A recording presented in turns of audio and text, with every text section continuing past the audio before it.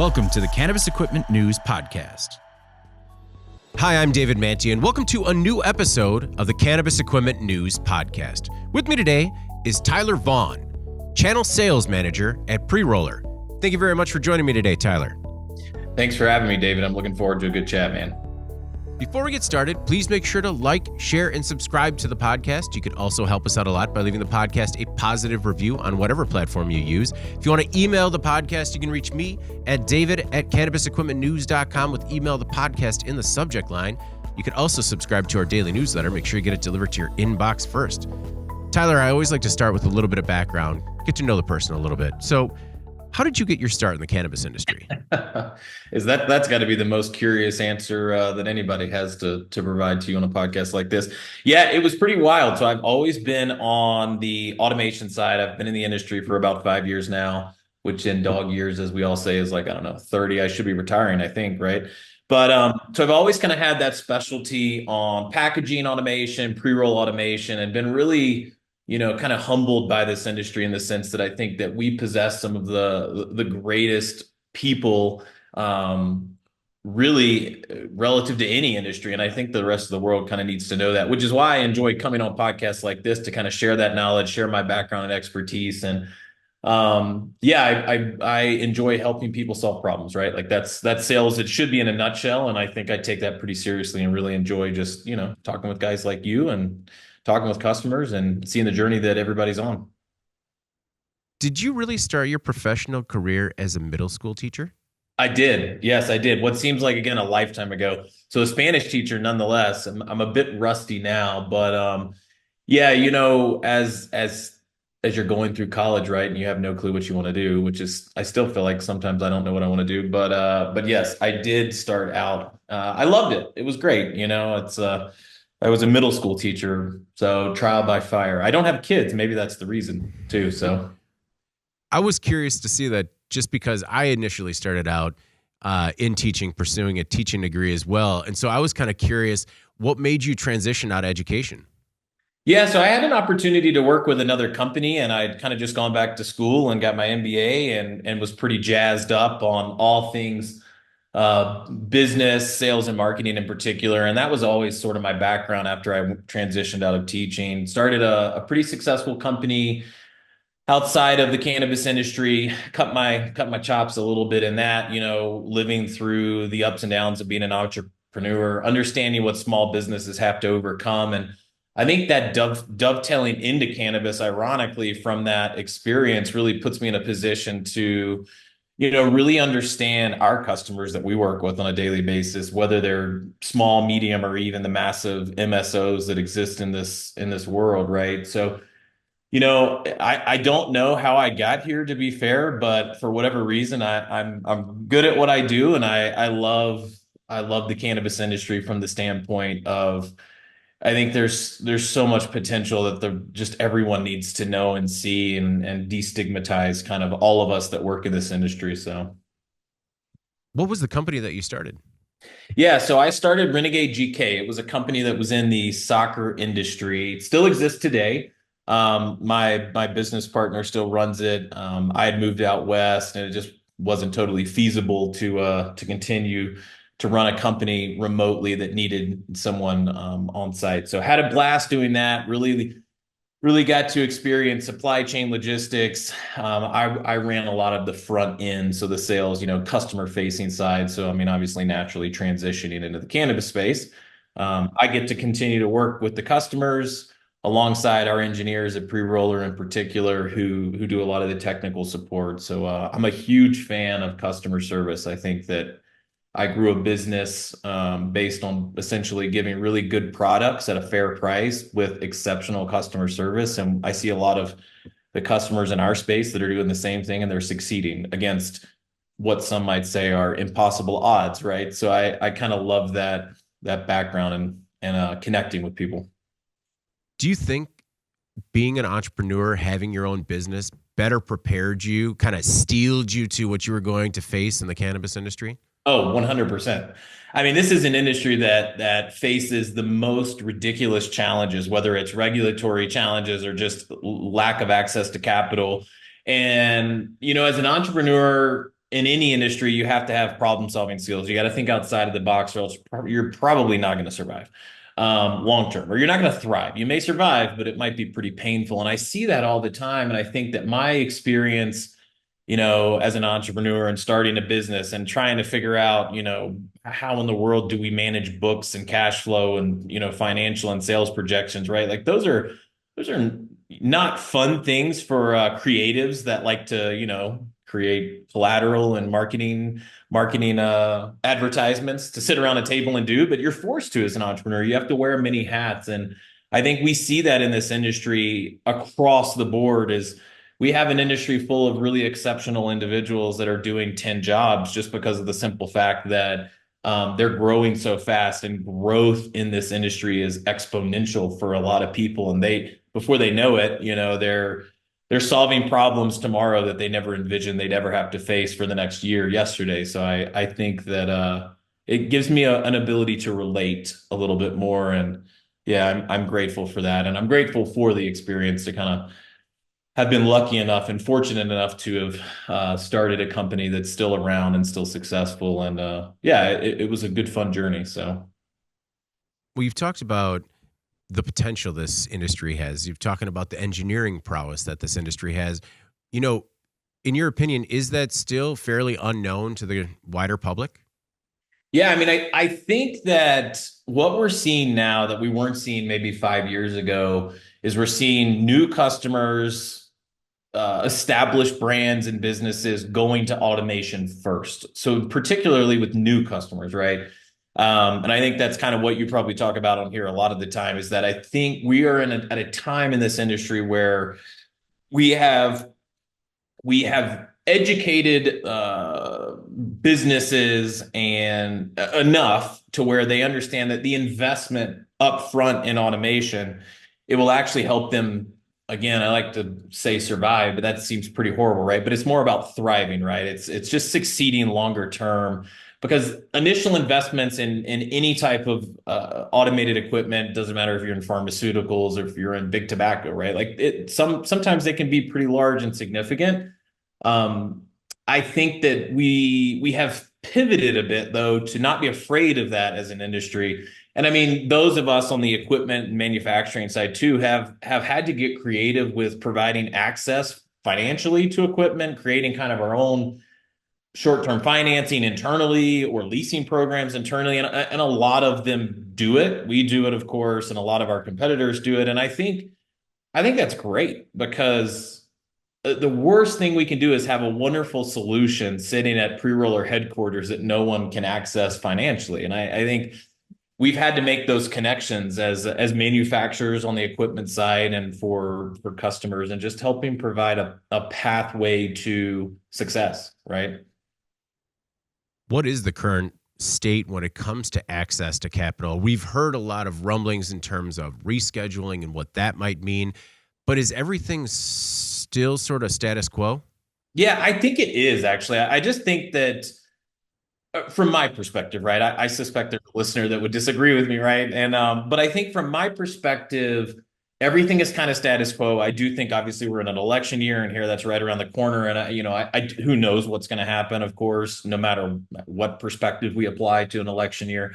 I get the sense that because those of us that are creatively providing pathways, especially with pre-roller, for us, we create internal financial pathways for customers that traditionally probably wouldn't be able to qualify. And I mean, again, I think we've all had to think outside of the box as we've seen an industry that has had to evolve. But I mean, I think you're right. I do think it's status quo to an extent. Yeah, I have conversations every single day with people that are new to the industry. So I think for a lot of us that have done this a long time, we may have a sense that, there's not as many new businesses, entrepreneurs, brands starting. And I think there are. I just think that they're getting a little bit better about flying under the radar, absorbing market share, and kind of eroding some of the, their local competitors. And again, that's not new. That's not nuanced from a business perspective. So yeah, it's been an interesting journey, but I think that access to capital will always be a handicap for a lot of brands. So those of us that in the whatever space you're in and whatever segment of the market you're in that are providing access to equipment, yeah, it's massive. It's what moves the needle forward. What are some of those creative pathways that Pre-Roller has created in order to improve access to capital? Yeah. So, I like to tell people we have traditional pathways. We've got a purchase program, obviously. We've got a short-term finance.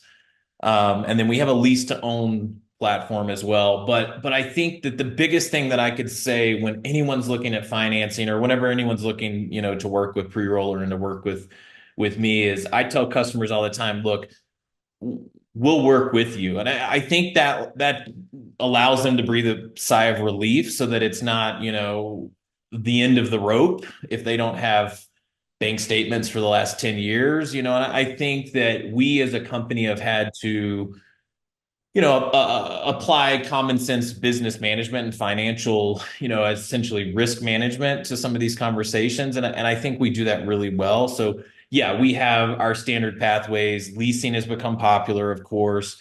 It reduces the barrier to entry from an automation standpoint. It gets customers from, and not necessarily always inferior, but whether their throughput needs to be greater or they're looking to produce higher quality pre-rolls, maybe an infused blend.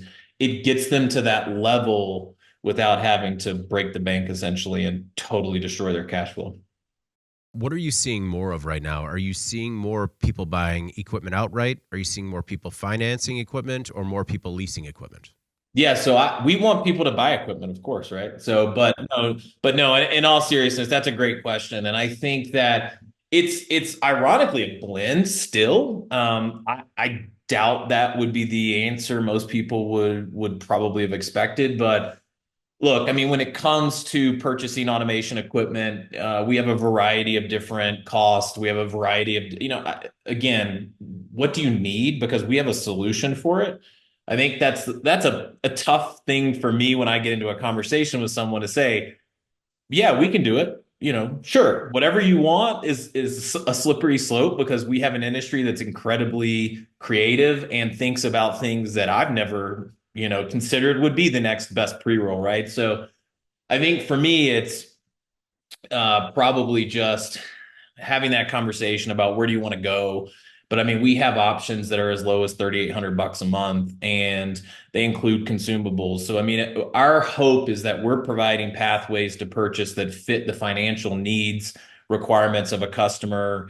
I mean, if you're short-term financing, that's a great pathway because you can spread your payments out. So, it looks a little bit more like a flat out purchase, but you can spread payments out. So I think we've done a good job, in particular with our leasing program, is we generally take a deposit up front, which is a standard thing like everybody does. And then we give you some time to breathe so that I think the goal is for you to kind of start production, start producing and generating revenue before you have to start paying those monthly payments. So again, we have flexible pathways that I would venture to say anyone who is doing business the right way, maybe is the right way to qualify that, can access automation. It is a misconception that brands and businesses and even entrepreneurs that are starting out cannot afford automation. We have an option for you no matter what.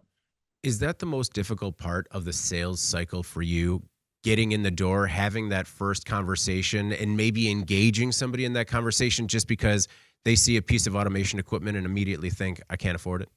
Yeah, I mean, look, this is an industry where we've done an incredible job with automation. In particular, with pre-roller, we have been in at this a long time, and we have some really phenomenal automation equipment that every time I see it and I work there, I'm like, how did we come up with this, right? And so I'm thinking, well, if I'm a brand walking an event, right? We were at Cleveland last week or a couple weeks ago, and I'm thinking, yeah, I want that. Of course, I want that PR 200 that's going to pump out, 12 to 1400 pre-rolls an hour, infuse them, and it's just going to kind of work like a microwave to some extent with some of our new upgrades that are coming out this year.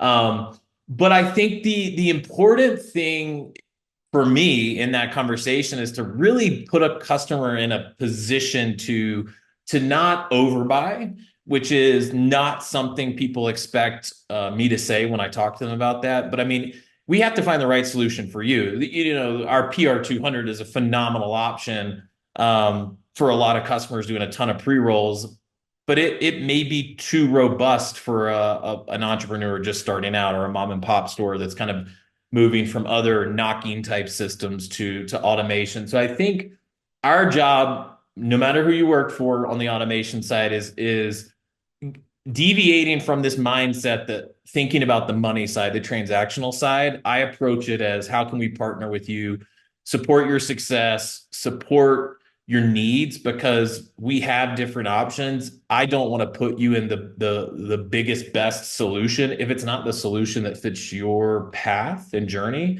So I think for what I would say for those on the sales side, because I have done this a while, is that you really have to kind of take a step back. I think in the cannabis space, we deviate from common sense business practice because it's cannabis. There's cash just flowing around, right? We all think.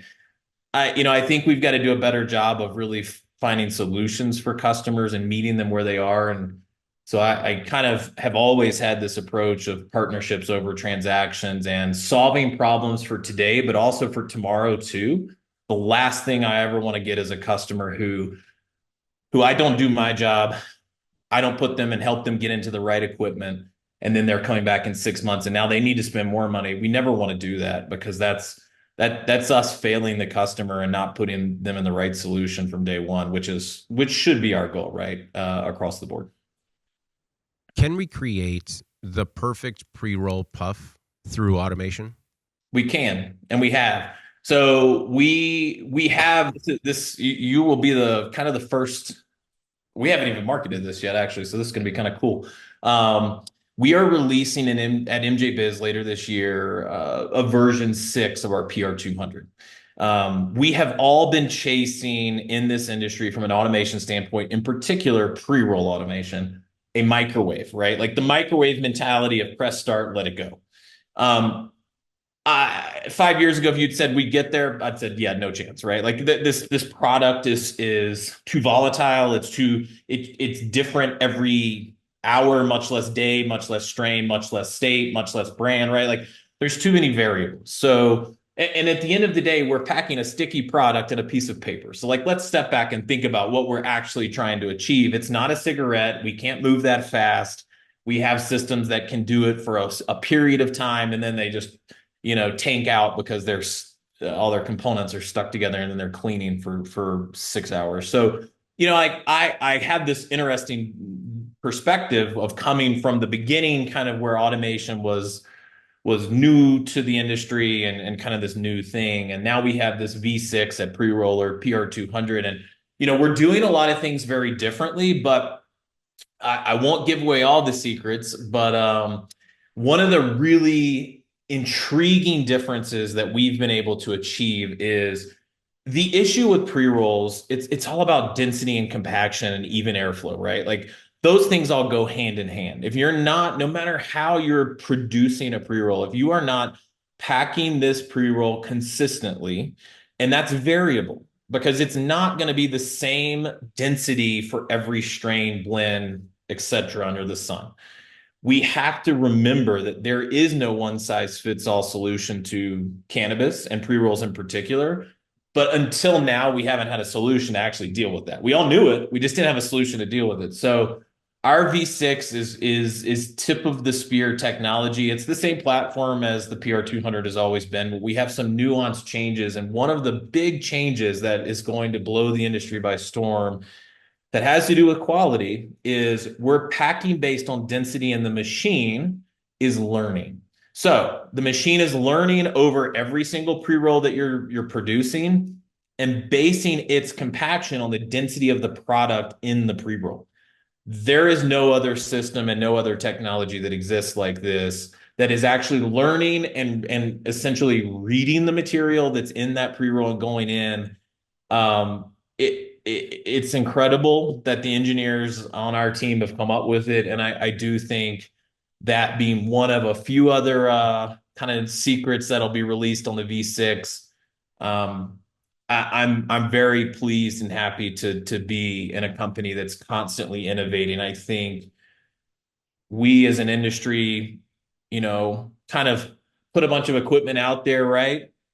And said, well, this is good enough. It solves the problem. It's automatic as opposed to manual, but we didn't really continue to evolve. And I am very pleased that Pre-Roller as a company has a commitment to innovation in this industry. I mean, these are nuanced problems on our new PR 200, but it's eliminating some of the operator input. And believe it or not, that's what we kind of need to do because the operator is always going to be the variable that none of us can account for, right? Beyond the product itself. So yeah, I'm pumped, and we've got some cool stuff coming. MJ Biz, I mean, an all-in-one system that can produce any pre-roll you've ever seen, including a cigarette style flat top cut in one system. Yeah, I mean, there's really nothing that can touch it. So I'm pumped. It's really an exciting time to be in automation. Well, and I'll try and pry some of those other details out of you Yeah. throughout this. But so definitely, that's one thing that stood out. It seemed like you're trying to take operator or human error out of the equation. And is this machine learning going to be kind of marketed as an AI quality control? I'll leave that up to the marketing team, but to some extent, yes. I don't know how much we'll hang our hat on AI, right? I guess it would be pretty smart if we did a little bit with how big AI is in any form now. But I think that producing a system that does collect data, read the data, interpret the data, and then put that total loop back into the system for the next pre-roll, and it's doing it that fast, I think that's pretty powerful. The goal is to put product in, cones in, press start. And if you want to do an infused blend where you're infusing via needle down the middle, you can do that. Tell the machine I want 70% flour, 30% resin infusion. It's going to do it, right? Those aspects that an operator used to have to produce input, that can be a little tricky, right? If we're infusing or if we have a different grind size, moisture content on this strain versus the next batch I'm running, they had to be aware enough to know that the compaction, we needed to compact more, right? So I think eliminating some of those, just they weren't impossible challenges. They weren't even really hard challenges, but sometimes managing equipment isn't the most fun job, right? Like, believe it or not, and producing pre-rolls isn't always the best. So we want to produce equipment that evolves with the industry's needs and demands, but also provides access for our customers to any size, any shape, anything that this industry can throw at you. We want you to be able to produce it without having to spend even more money, right? Like, that's the goal. How quickly is the machine, the new V6, able to make those changes? I mean, just because the PR 200, does the 200 mean it can do 200 a minute? No, so it'll actually do, the PR 200 system will do somewhere in the range of 12 to 1400. So it kind of depends on density of product, size. Are you infusing it or not infusing it? So it's, everybody in this industry knows that some of our throughput, right? The clocking speed I hear constantly, it's like, that's what the machine will do. But we have to take the approach of, well, what are we asking the machine to do? Because it's just going to do what you want it to do, right? So, yeah, I mean, I would say I'm a big conservative guy. Like, I'm not one to send a customer down an ROI calculation based on a bad number. Go conservative with calculations on it. But yeah, it'll it'll produce rather around 12 to 1400, dependent upon what you're running through it. And how long? 12 to 1400? Yeah, 12 to 1400 in an hour. In an hour, right? Yeah. Yep. So when it has that throughput, will it know, like, okay, it'll learn from this pre-roll and the next pre-roll Immediately. Wow. Okay. Yeah. So the next pre-roll, so if it's, it's reading the density. So we're doing something very different from a compaction standpoint. We are basing pre-roll compaction, so how many times we pack, on the density. So the machine knows this is the density that I'm seeking to achieve. When I achieve it, boom, it goes off to the next one. So theoretically, once you hit it, you shouldn't really have to, I mean, the machine shouldn't be changing too much over the span of an hour, but over the span of an 8 hour run, or even if we have customers running almost 24 hours a day constantly on these machines, it's certainly going to be changing its density, which essentially all we're doing is we're compacting it more, right? That's all it's really doing. And the pressure that it's compacting, it might not necessarily be how many times we're compacting. It might be the pressure that we're putting on it each time. So yeah, it's going to constantly have this feedback loop that every single pre-roll, it's ensuring that every single pre-roll is quality, consistent. We have to produce for our customers this ability to achieve, like a Starbucks model where if I am in one state in California smoking this pre-roll for Jeter or whatever brand, and then I go to Florida and I'm smoking it, we have to be able to achieve that. And that's what this system provides is access to consistency. Is it measuring density based on compaction, or is there a draw as well? So it's measuring it based on compaction. So Okay. you're right. It's interesting. So the draw we still have quality control agents, we call them, right? But yeah, so we're not basing it on the draw, but we're essentially basing it on compaction. And the one input a customer or a sorry, the one input that a an operator can still have, and think about it like as a director of ops, right? If they're setting their machine up, setting a new SKU, setting whatever, they can do a draw. And I mean, I think that's a great manual process that never needs to leave this industry. Go smoke the pre-roll, like, have the consumer experience. I'm not advocating for a bunch of, uh stoned operators, but I do think when you're launching a new brand, a new SKU, a new strain, whatever it is, you have to try it because that is the one manual input that I don't know if we can ever overcome that from automation standpoint. We have draw testers and that's fine, but yeah, I mean, I think there's something to be said for that step, to be fair, on the front end. Don't get too carried away every, 30 minutes you're checking pre-rolls, right? But I like that. I think that input, so you can manually input that into the machine. This is too dense, this is not, but the machine's going to learn. So you kind of have two choices, but I think some combination of automation and then that operator on this particular point from a drawing perspective, unless you're running it through draw testing. Yeah, heck yeah. I think that's a step we should always have, to be fair. How can automation open up pre-roll production for small and mid-sized manufacturers? What it's going to do is it's going to solve the problem of overhead and labor. Labor is expensive, labor is inconsistent, and again, as I said before, producing pre-rolls by hand or by any type of knocking type small system, it is not fun. No one likes to do it. Trust me, ask them. They don't. And it's access to labor is very hard to come by for these manual jobs. And then we have a lot of brands too that have a team of 10 people that do a phenomenal job, but they still can't match automation because your hands get tired, whether you're twisting or you're manually compact. Like it's just, you cannot hit consistency over an 8 hour shift. You just can't. We can't as humans. I think that if we take the approach of automating first and doing it intelligently, maybe not getting that, the big bad boy, the PR 200. I think that you have to have this risk reward decision making mindset of, okay, if I get in the right system that's producing pre-rolls for me, I have less overhead because our systems are all one operator systems. One operator, typically our beginning system on the PRSTR, you're going to do about 840 pre-rolls an hour. That's a lot of pre-rolls for one person.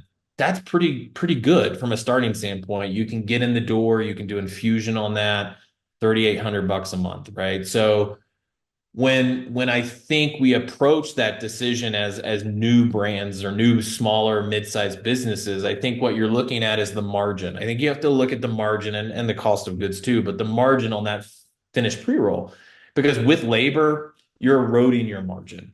And I think that not only from a costing standpoint, from an investment standpoint, like that's its own whole decision criteria. I do fundamentally believe, as that entrepreneur background, that brands have the opportunity for a first impression once. This is an industry with choices. The consumer has the ability to go to, a dispensary and shop with their eyes potentially, or ask a bud tender, oh, what should I get? Right. I even still do that. And so I think that we have to remember that if we're not producing the best quality pre-roll, edible, whatever it is, at the onset of launching a new business brand, SKU, whatever it might be, you have a risk there that potentially could blow up in your face if you're not producing consistency. Because as a consumer, I want to know that every single pre-roll I get is going to be the same experience. I'm not going to have a hot spot in an infused joint where it's just, a bubble of distillate sitting in there, or I'm not having an overly packed pre-roll that there's almost zero airflow, so it's just burning the tar essentially. And those are experiences that I think that we, not only as manufacturers, but as an industry that is producing pre-rolls, I think we just have to do a better job. And automation is that solution. I don't think it'll ever change. As great as humans and passionate as some of the people I go and visit and see who are packing pre-rolls, they're just not going to be able to match what automation can achieve over an 8-hour shift. Will the technology that's coming out in V6 of the 200, will that trickle down to the other models in the line card?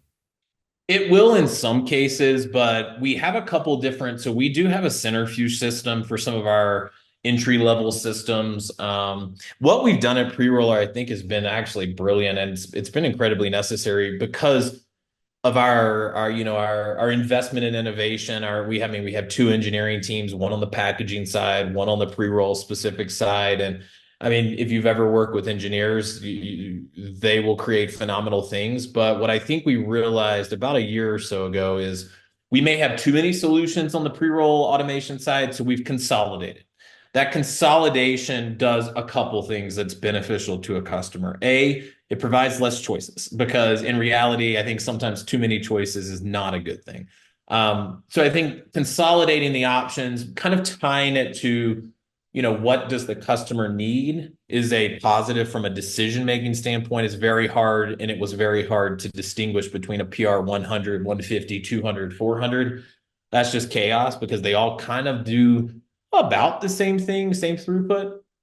But now we have customers in a position to where they can base a decision on, if they want to look at, well, how much do I have to spend, or how much can I even afford? How much do I need to afford? That's there. And I think that's a really good element that I talk to people a lot about. Throughput is another kind of key criteria that most people, if you're doing 100,000 plus pre-rolls a month, our starter system probably isn't the right solution for you.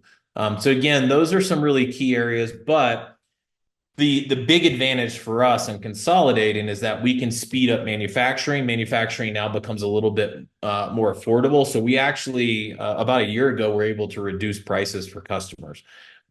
Some listening to this and that comment might, laugh at that, but it did happen. And I think we're constantly trying to find efficiency in manufacturing and operations, because if it costs us less, it's going to cost the customer less. And that's a positive. That is something that we're very committed to.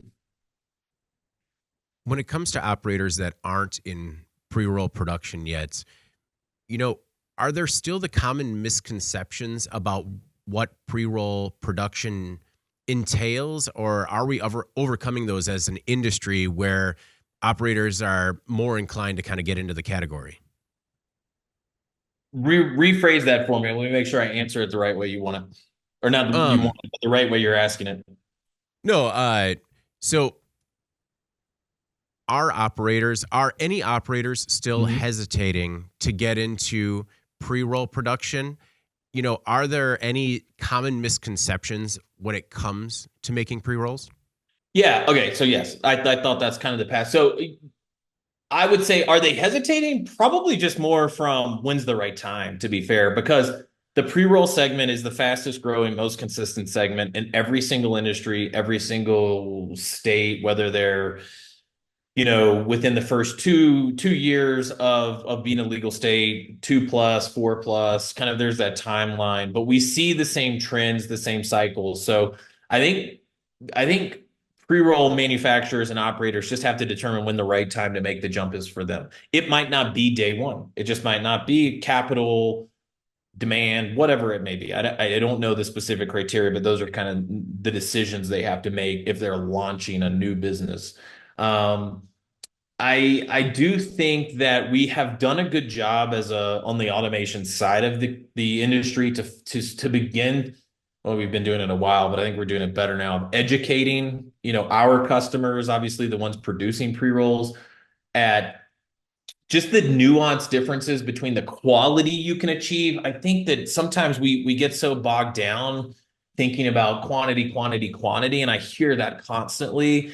And I do feel that up until maybe, a year ago, with automation in general from a pre-roll perspective, we have had to we've forced customers to almost choose quality over quantity or quantity over quality, and we're past that now. And I think that's incredible because that shows growth and that shows the ability to adapt, because you should not have to choose throughput over the quality of a pre-roll. You should not have to choose that. I'm a firm believer, and pre-roll kind of stands behind that with some of the innovations we've made on V6 in particular. But with that being said, I do think it's not necessarily a hesitation.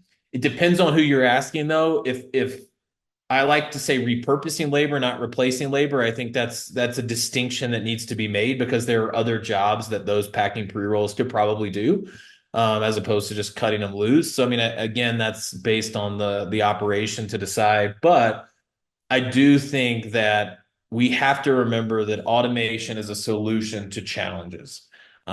It should be viewed as that, whether it's because you can't produce enough pre-rolls. Maybe that's why you decide to make the jump, or maybe that's when the time is the right time, or if you're not getting the consistency, or maybe your overhead is just now too much of a burden to where you need to reduce that so you can actually make profit on a pre-roll. That's what should be happening. So yeah, I don't know that I see as much pushback to automation. We're starting, I think, or at least I feel like we're starting to regain the trust. Trust was lost, 5, 10 years ago. And for good reason. We didn't do a good job with automation in this industry in the beginning because it was all very new to all of us. I think we've grown as an industry, the automation side of this industry, and we're regaining trust. We're doing business the right way.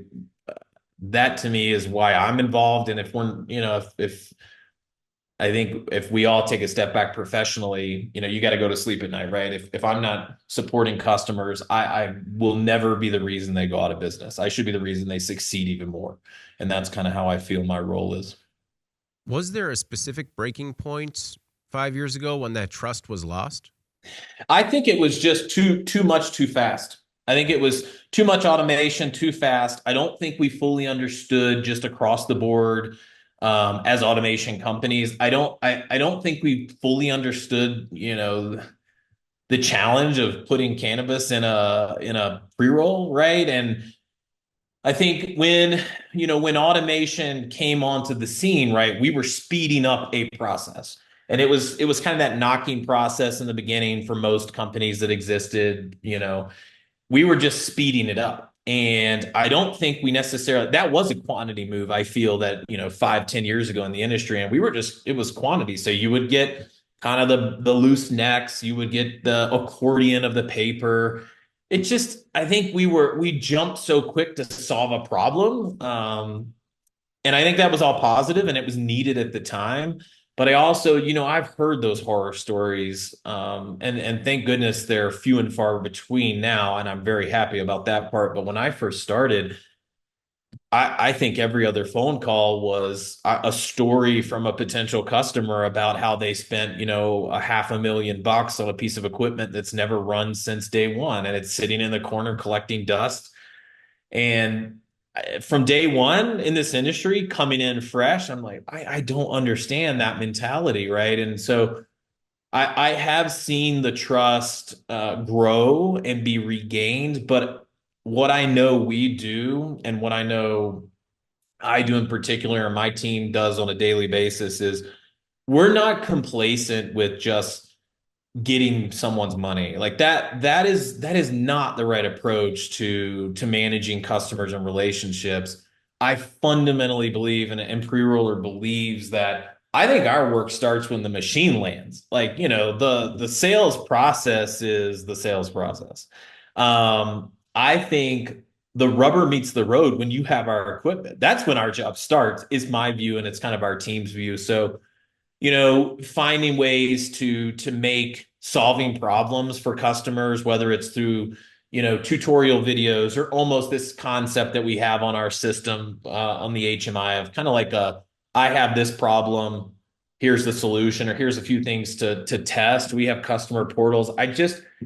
We had to do something as an industry that we were never doing before, and those that chose to step up and provide better relationships with customers and automation, I think have found success. And yeah, and others probably have struggled and maybe even gone out of business on the automation side. But I think, again, that shouldn't be specific to cannabis. That should be specific to doing business the right way and customer service and support. I think that's kind of critical. So Speaking of some of those challenges, what are some of the post-harvest processing best practices that operators can do to improve their automation efforts? yeah, so I mean, a lot of the times from the pre-roll side in particular, and you know, I'm not an expert when it comes to what some of our industry experts do, pulling crops down and stuff. And I think that's the secret sauce behind it too. But I know a lot of the time, timing your grinding of flour and of biomass is critical, because managing the grind size and timing of that also plays with moisture content, which obviously is the domino effect of producing a good pre-roll. So with all of that being said, I think that how a customer, if we take the grinding step forward right into the realm of pre-roll production, packaging, etc., I think timing of grinding is critical. I think equipment of grinding, and we don't do grinding, so I don't want to go down the rabbit hole of like, pitch this or buy this. But I think here's the one thing I can tell, and I do get this question all the time. From a grinding standpoint, you have to remember, there are phenomenal systems that claim they'll grind hundreds of pounds in an hour and all this crazy stuff. You have to just remember, from a grinding process standpoint, if you have a high RPM machine, so it's turning very quickly, grinding very quickly, in theory, you may think, oh, great, that's fantastic. What we have to remember is that higher RPMs generate heat through friction. So I would suggest, and there's a lot of solutions that exist out there. I would suggest thinking about milling style machines, lower RPM, lower churn rate on the grind, so that we're not creating friction and heat buildup. We're not destroying the trichomes. I hate to see customers who are passionate and blood, sweat, and tears into growing their product, and then with one fell swoop, they destroy the product through the grinding process. So like that to me is critical, because you have to remember what goes in a piece of automation, what goes in the PR200 or the PRSTR. The input we don't control, and your output will produce a killer joint, but if your input material was subpar, inferior, or maybe just, not with a quality focus, you just have to remember that that's going to trickle down to the consumer experience. So again, to each their own 100%, but from a grinding perspective, for me, I've just seen that as such a critical step of the process that just can't be overlooked, to be fair. When you talk about your job starts when the machine lands, Mhm. what do you guys do when it comes to training and maintenance? Yeah, so we're super hands-on. So actually training, Training, onboarding starts the minute a customer commits to purchasing a piece of equipment. So that's going to look different depending on the type of equipment, but there are similarities. We're going to have onboarding calls. We're going to be discussing what type of pre-rolls are you looking to produce, making sure that you have some of these conversations up front about everything from grinders, right? Milling solutions, input, how you manage input material to get the best product. Some customers, believe it or not, we're able to educate them on how they can produce the best pre-roll. And that I think is a step we do really well is reading the room and sensing, if you, for example, you never have done pre-rolls before, or you wanted to get into producing an infused pre-roll, we can help educate, because that's, though we don't do it hands-on as a brand, this is what we do every single day. And we try to be, at the front of the conversation from educating this industry and helping people succeed. Some customers obviously come very prepared, coming from other automation. Now maybe they're upgrading for higher throughput and capacity. So again, that conversation starts really early on. But when a machine lands, we'll actually do on-site install and training. That varies dependent upon customers' selection of that. But for us, I mean, we can do anywhere from a day up to 5 days on site, depending upon if you're trying to do infused pre-rolls with our infuser, which is then kind of a syringe needle infusion. We want to be there a couple days. And it's not because the system is complex. The system is very simple. It's more because when you're working with material that the viscosity matters. We tend to want to be hands-on and really have customers succeed with that particular component. But yeah, I mean, I think our commitment is whatever you need. I mean, it does not matter to us as pre-roller if you want to try to do a remote setup on some of our starter equipment. It's doable. I think our job is to be there when you need us, to make sure that the foundation of skills is there. And even our lease program comes with annual visits. Think about the turnover we've kind of hit on in some ways here. Turnover is huge. You may lose an operator and then you're thinking, wait a second, who's going to train this new operator? We don't even have anyone anymore. We can provide resources and support. And I think customer service with automation is the only way we win trust back. And I think we do a really good job with that. Since it seems every industry struggles with labor, when it comes to repurposing employees, is cannabis stronger when it comes to helping prevent turnover? Because I don't know if it's a generalization. Well, it is a generalization, but it seems to me that some employees are in cannabis because they want to be in the cannabis industry. So are they easier to repurpose? Yeah, I would agree. I think you have passion in this industry I mean, look, some employees, others not, right? Like it's just a job. And I get that and I respect that. But I do think we have a level of passion in this industry that you throw someone and say, hey, we just brought in automation. We're going to automate our pre-roll production. I also know, and I've seen this live in action, brands, businesses, leaders who communicate the why we're doing this, win the hearts and the minds of your employees. You're going to keep them. And then that passion is there, even if you're moving them from something they've done for 2 years, maybe, right? Like that pre-rolls is their game. They smoke them, they pack them at work. It's their thing. I think as long as we're communicating internally now, I think, you keep that passion pretty fresh. And what I've also seen work really well is that, and again, I think a lot of customers are not anticipating this with their employees. Changing up what they're doing is not a bad thing, right? I mean, packing pre-roll, however it's done manually, it is not fun.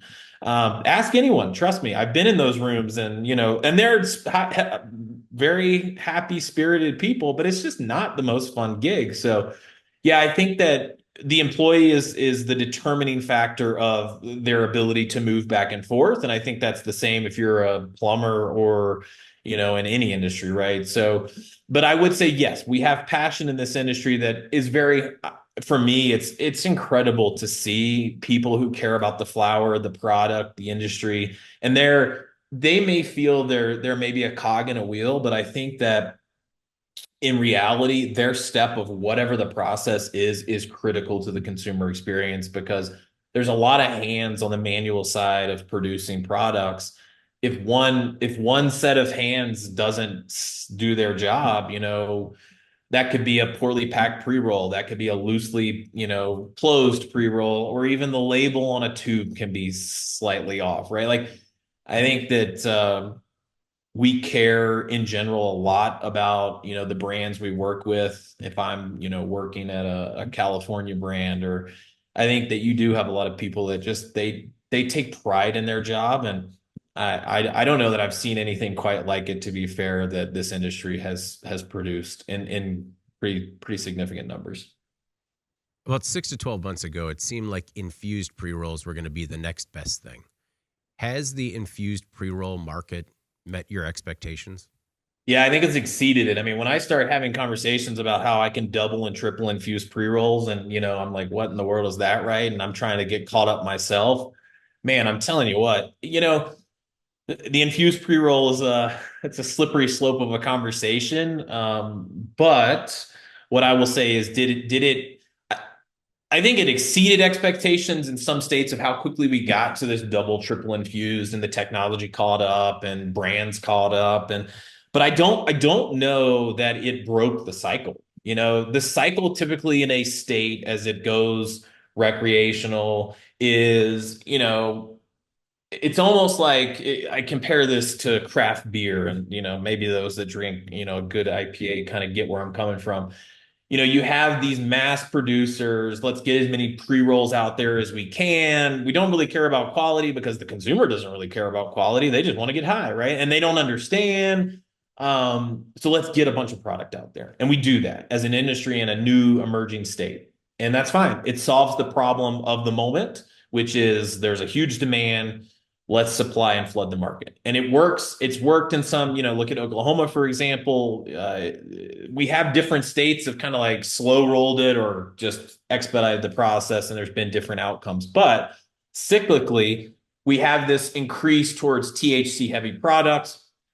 Most consumers, many consumers, I think that from the conversations I have with, bud tenders at dispensaries or brands, product segment kind of managers on the pre-roll side, most consumers are buying off of THC percent because they're tying that thought process to, well, if I got a 120 proof bottle of whiskey or whatever, that's going to get me really, drunk real quick, right? But we know that's not exactly how THC works. So I think that we're finding now with this cycle constantly this uptick to THC heavy infused pre-rolls. And in all fairness, higher profit margin for the customers that I work with. And I think that's great, right? But I do know, with the same conversations I have with those that are chasing these, 50% THC blends of double, triple infused craziness, and people are still buying them. I do know that there's now kind of this refocus towards craft, towards quality, and it's not throwing a dig at anybody doing an infused pre-roll. Obviously, it's just the difference of people like to drink Bud Light, people like to drink a good IPA, and maybe every once in a while I like IPAs, maybe I have a Bud Light. Like I think it's shopping at Walmart versus Target. I think that selection, choice, and variety is what we're now seeing in the more emerging established markets, to where people are going to maybe traveling to Denver, for example, from the East Coast, right? And they're looking to have something specific to the Colorado or Denver market. I think we kind of see that in the more established markets, but man, no, THC pre-rolls, or sorry, highly THC, highly infused pre-rolls. It's not a surprise. It's always going to be kind of that top pinnacle of high profit margin on pre-rolls. Consumers love it. But yeah, I mean, I think we're doing a good job also with that same statement, producing variety too. So I mean, we don't assume everyone now wants just this 50% infused pre-roll, right? So I think we're doing better for sure. But man, I joke all the time. I don't know who's smoking these things because it's not me. But there are a lot of people who are. So Right. I'm afraid to touch some of them. me too. And I'm like, holy cow, and they're producing, hundreds of thousands a month and selling them just like you would imagine. So You mentioned earlier about how, engineers are always working on the next best thing. So what are some of your expectations when it comes to future automation for pre-rolls? What doesn't exist today that, we might see in the near future? Yeah, I mean, so I think that this is a distinction between this is something I've seen, right? So engineers working in a, this visual of like working in this mad scientist lab, that's all great, but we have to remember that if we're producing something that there's no demand for, you may have the best product on the face of the earth. If no one knows about it, no one's buying it. Or if if you yourself in a vacuum produce the next best thing for pre-rolls, who's to say the industry even wants that, right? So like I think that there needs to be, and we've struck this balance of constantly on our internally having the feedback loop, like we talked about on our machine, where the sales and marketing team, those that are kind of boots on the ground, talking to customers, hearing about challenges, solving problems, we have to funnel that information back to our engineering department. So this is not just engineers sitting in a science, a lab creating something they think in their closed environment will be the next best thing. We at Pre-Roller have this relationship between our engineering department, R&D, the sales and marketing, and our customers. I think that's critical. If you're not hearing from the customers who are running these machines, and we run them ourselves, hundreds of thousands of pre-rolls every single week at our facilities, just testing and R&Ding. But again, that's in our facility in one particular environment and one use case. We have to go out and collect data from customers and to try to improve on challenges they're facing. I think that's a distinction that has to be within innovation and engineering in this industry. Being disconnected from your customers is the worst possible case. And I've seen it done. I've seen some crazy stuff be produced by engineers that no one will ever buy and no one ever needed, but they're cool. So I think we have done that really well. A pre-roller is produced in an environment where we can listen, provide feedback, and then we provide solutions. The V6 is a perfect example of that. I know I'm dangling a carrot and it's, probably irritating people, but by the time this comes out, I suspect there will be knowledge. But like, for example, I think your question in our stance is the V6 is the solution. It probably will be the best option that exists, I would anticipate, for the next 12 plus months, because we have solved a lot of the problems that everybody's really sick of. And, even density, but removing the manual component, providing a system that you don't have to have a ton of tooling changes to do a variety of SKUs. That's a pain for customers because A, there's a cost, and B, you always need things faster than any of us can produce it anyways as a customer, right? So like, I think we try to remove some of those barriers. The compaction, even density, is a huge pre-roll issue. We have solved it very differently. Another big one that we've solved to where I don't know that it can go much farther, be much better, is we actually infuse differently than any other system. Most systems, and there may be one hanging out there that someone listening might disagree with me, but most systems use compressed air to infuse through a needle. We don't. We use servos. So we're actually dosing it appropriately. And if you think about a cone in particular, there's less volume at the bottom towards the crutch than the top. You shouldn't dose the amount the same. You'll have a huge hot spot right at the bottom. You'll not have enough infusion at the top. So like, we've just provided some common sense engineering solutions and innovation to just problems that everybody you talk to are probably, having and have been having. So V6 is all about removing the manual inputs and having it be a more automated, self-sustainable system to where truly you put flower cones, you press start, and you can theoretically walk away and then come back and there's, 1,000 pre-rolls sitting there. So that's kind of where we're at. And I think, I don't know what it'll be in 12 months though, right? Like, we say this all the time. So yeah, I think we're there now. So I think we've solved that we've taken a massive leap forward. That I do. But yeah, there's always something crazy. So No, I'm really excited to check out the V6 at MJ Biz this year. You're going to have it on the floor, right? Yep, we will. Yeah, we're going to have a pretty killer setup, and I'm pretty pumped about it. We actually will be releasing a couple other, we're talking PR 200. That's on the, the higher side of production demand and need. Incredible piece of equipment. And now user friendly. I think honestly, I think that's maybe beyond the technological advances. It's that user experience that we've also improved because years ago you needed an engineer to run automation, yeah, to some extent, and now and we none of us we knew that was unacceptable as an industry and as a segment of this industry, but we just weren't quite there from an automation technology standpoint. So now that's a huge advancement.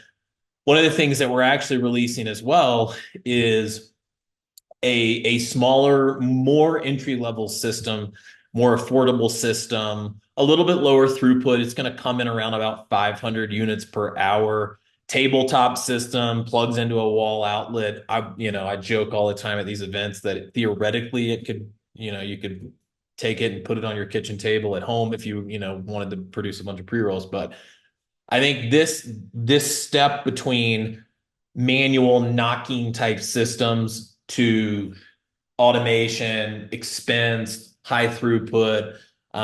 This is a natural kind of intermediary. It gets customers of that particular, need into automation, higher throughput than manual, a better pre-roll than manual, which is great. And not a high cost of investment too. So we'll be releasing that. That's a big one that's coming out that no one knows about yet. So that's an exciting one too. I think automation companies have to remember there's different customer types. Some that the PR 200 fits perfectly, and others that it doesn't. And for us to only produce higher end systems that have higher throughputs, do phenomenal things, that's great. It does solve a lot of, customer problems and provides access to growth. There's also a massive amount of brands that need something a little bit smaller, and they that doesn't the step traditionally never existed between, smaller manual type systems to full automation. So I think we're providing that as well and focusing on every type of customer that exists. No, I'm excited to see that one as well, just because it does fit a niche. And I think there are a lot more operators out there looking for that type of solution. Yeah, I agree. That's why that's why we produced it. We've been working on this for about 4 months now. It's done on our end. We're just going to kind of, make a big splash in MJ Biz, which is good fun for the industry to come together as a whole.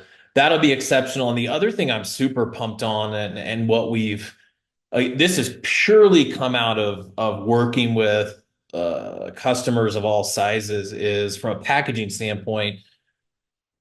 Tubes will always be a thing, right? But you have to think about, if I'm a brand starting out or even an existing brand, the label on a tube is a nightmare.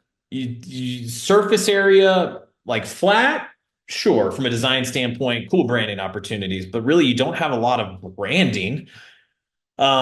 Shipping them, they're not compactable. They are what they are, right? So you're shipping a bunch of air essentially from other places traditionally, and it's costly, it's bulky, it sits in landfills. And so I think one of the really cool things that we're doing, and we're doing a lot of events to kind of educate, not even our customers, just the industry in general, about just packaging options. We're seeing a trend and a shift away from these dupe tubes, whether it's a screw cap or a flip top, to like a Mylar type bag, a bag that you typically kind of find flour in, for example. But we're seeing a shift. If you think about that from a cost standpoint, logistical standpoint, and just a common sense standpoint, a bag is flat. So 1,000 tubes is a huge box. 1,000 pieces of packaging, that's a whole different story. You have an opportunity to brand on them now because it's a flat bag.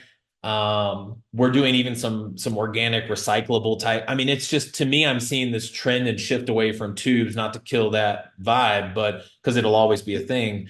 I think it's really, really pretty incredible and enticing, if I were a brand listening to this, to really think about that opportunity. Because if I'm a brand competing on a shelf in a dispensary, the visible surface area that I can have with a tube versus a flat bag hanging, right? It's pretty incredible. So we're seeing a huge trend towards that. And I mean, of course, we have solutions for that. Yeah, I think that's another one I'm pretty jazzed up about lately that we're seeing an industry get a little bit smarter. It's pretty exciting to be a part of that. Yeah, I haven't seen a lot of those Mylar bags. That's a really cool concept though, because you're right. A lot easier to ship. And I mean, when you're talking about those doob tubes, you're really reliant on kind of the packaging, like everything but the tube to Yeah, sell it yeah. from a market. No, you're right. And we're doing these lunch and learn events now, and it's just educational, right? I mean, it's good for pre-roller, but it's also better for the industry. Um, you have to remember that packaging in this industry is totally different than packaging on anything you'd find on a Walmart or Target shelf, right? The lifespan of packaging in the cannabis space, take it a pre-roll, whatever you want, right? A pre-roll in particular, though, the lifespan of that package in a customer's life could be seconds. I mean, it's as quick as I walk out of the store, I pull my pre-roll out, I light it, I toss the package away because I'm smoking the whole thing. We have to take that approach of, okay, if a dupe tube has all these potential cons, and there are some pros to it, but I mean, nonetheless, still, some cons, and that was the standard. Um, Typically, they're more expensive than these type of little packs and bags. And then again, your surface area, your design branding opportunity, it's like we as consumers, you don't see packaging until you go into the dispensary. I mean, we're not seeing it on TV. So there's no real need for some of our customers, and again, this is from them. This isn't my opinion or our opinion, but there's real no need to invest this incredible amount of time, energy, and money into this beautiful package that's ergonomically, because it doesn't serve a purpose on a shelf like a bottle of lotion or toothpaste does, makeup or perfume, right? That we have to just kind of think. I think that is something with the transition and shift a little bit away from tubes, towards potentially bags is a smart move for a lot of brands, and there's a lot of huge brands that already do this. There's a reason that Cookies is doing this, right? And it's cost effective. It's massive from a branding standpoint. And the cool thing that we actually have is we have a system that a lot of these types of bags you fill from the bottom and then you seal them. We actually have a system that you can put your bags in and load your pre-rolls, and we'll dump pre-rolls and seal, and boom, done. It's a pretty cool time. Maybe that's back to like what's next. I think maybe the packaging side for us is where we're making huge gains now that we've solved a lot of challenges with pre-roll production. No, I've been excited by some of the advancements in packaging, particularly when it comes to more sustainable options. Yeah. One thing I would like to see is maybe some operators practice what they preach a little bit more when it comes to Yeah. sustainability.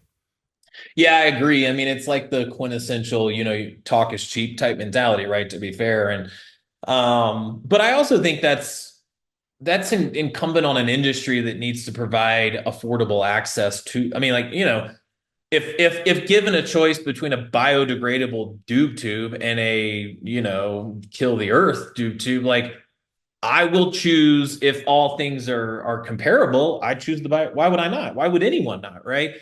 But they're more expensive. So, I think we have to all commit, and this is probably a deeper rabbit hole than just our industry, right? When we're talking about this philosophy, but I think we have to provide access to consumables like this. But I will say that through these events we've been hosting and having these kind of roundtable discussions with brands that exist, partners, customers or not, doesn't really matter, and gaining that insight. There's a shift going on, and it's a smart shift because margins are tight, competition is high. If you can steal cents in this industry per unit, that's a big deal. So I do see this as kind of maybe the next big thing. And again, it's not new, but we as an automation company have provided a solution to it now to where you can produce your pre-rolls, basically dump them into a bag all through automation, close it, done. Put a label. You want to put another label on it? Sure, go for it, right? But like, I think that's where maybe the next 12 months, some of the advancements may come. Well, Tyler, I really do appreciate you taking the time. Before we get out of here, is there anything else that you want to make sure the Cannabis Equipment News audience knows about yourself or your work at Pre-Roller? I think that I don't think there's anything in particular, but what I will say is this, is I think that it is critical for anyone listening to understand that access to automation is possible. We've come a long way, whether it's by providing different levels of automation. Sometimes automation is kind of a scary thing. It's not approachable, seems mind-boggling to consider even bringing on board, right? If you went from a simple manual system, I would say if you get the right people on the phone, and I definitely may be a little biased that, our team is pretty good at this, and there are others too, but get someone on the phone who's willing to listen to where you are and the challenges that you're facing. There is an automated solution for you that exists. It just needs to be the right solution for you. So that would be my bit of advice to customers is don't fear automation. Don't think it's going to replace all your workers. Again, I think that's just a choice and we can repurpose. So automation is a positive. It will do wonders for growth, even if you're established or brand new. So yeah, chat with us at Pre-Roller. We'd love to be a solution for you guys. Whether you choose us or not, give me a shout. I'd love to share, my experiences and help you solve problems and avoid pitfalls too. That would be a big one. In your opinion, is the perfect pre-roll made by man or machine? Depends on the man or the woman. No. Sorry, person. Yeah. So yes, I think it's made. I think it. that's a tricky one to end on. So I think we have achieved the perfect pre-roll through automation. I think that man can produce a killer pre-roll once or twice or maybe 3 times a day. What I think the difference is that automation can produce the perfect pre-roll at 1,200 per hour. I think that's the distinction. I don't think one wins necessarily over the other, but I think what we do with automation is we produce perfect pre-rolls at scale. But no, I know a lot of people who can roll a heck of a pre-roll. It's not me, but yeah, I have automation for that. So yeah. Very good. Well, Tyler, thank you again for taking the time, man. I really appreciate it. Likewise. Thanks for having me, David. Before we get out of here, please make sure to like, share, and subscribe to the podcast. You can also help us out a lot by leaving the podcast a positive review on whatever platform you use. If you want to email the podcast, you can reach me at david@cannabisequipmentnews.com with email the podcast in the subject line. You can also subscribe to our daily newsletter. Make sure you get it delivered to your inbox first. For Tyler Vaughan, Channel Sales Manager with Pre-Roller, I'm David Manti. This is the Cannabis Equipment News Podcast, and we will see you next week. Welcome to the Cannabis Equipment News Podcast.